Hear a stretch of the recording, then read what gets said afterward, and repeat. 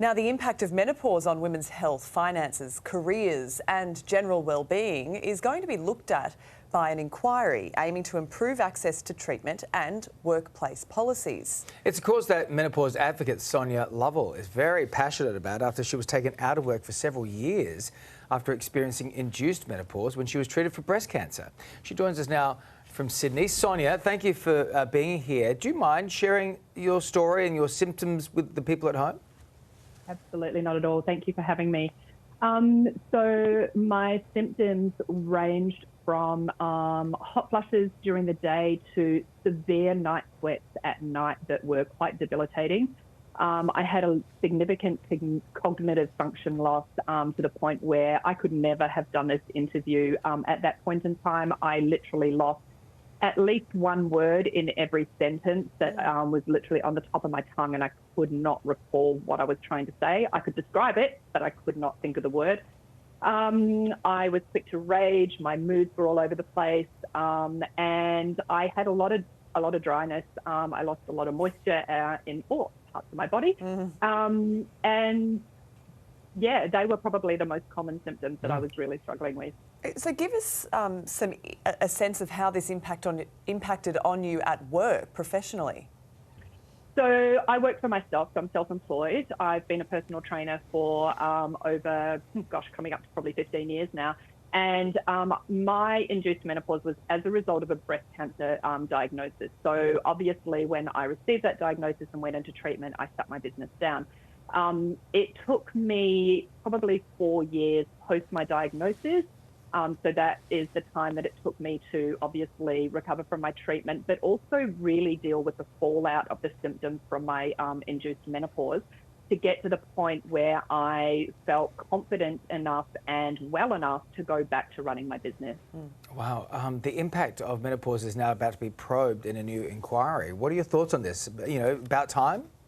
Oh, well and truly about time. This is fantastic news. You know, there has been a lot of work being done at the grassroots level. There's a lot of champions out there, a lot of advocates like me. We're making as much noise as we possibly can, but it is absolutely about time that the government was, looked into all aspects of menopause, the impacts across, society and culture and the economics and the financial costs, the education of our GPs and the education of the community in general as well. Looking at how menopause impacts across different cultures. We live in a very multicultural society. We need to make sure that we are catering to all people in our community that will transition through menopause. I just want to touch on that issue of awareness among GPs because that's probably surprising to a lot of people. But we have heard anecdotally here on this show that a lot of women have really struggled, and it's taken in some cases years to get a diagnosis of perimenopause or menopause, something that happens to 100% of 50% of the population. Can you give us a sense of how hard it has been for a lot of people to get that diagnosis? Look, I hear from women every day, and even this morning already, since the Sydney Morning Herald article that went out and being on here this morning, I've had emails from women saying, oh my goodness, this has been my experience and my doctors just aren't listening to me. And look, I don't want to kind of sound like we're just writing doctors off because GPs have to have such a broad level of knowledge to be able to treat the patients that come into them. But we have to also acknowledge that there is a globally recognised education gap in our GPs as a result of the Women's Health Initiative, that the menopause was pretty much removed from the curriculum. So we have a significant gap, a knowledge gap, and it has become, from what I understand, the onus falls on the practitioner, whether they're a specialist or a allied health professional or a GP, to go and educate themselves so that they can support their patients. So we need to correct that. We need our GPs to be more educated. We need them to be more empathetic.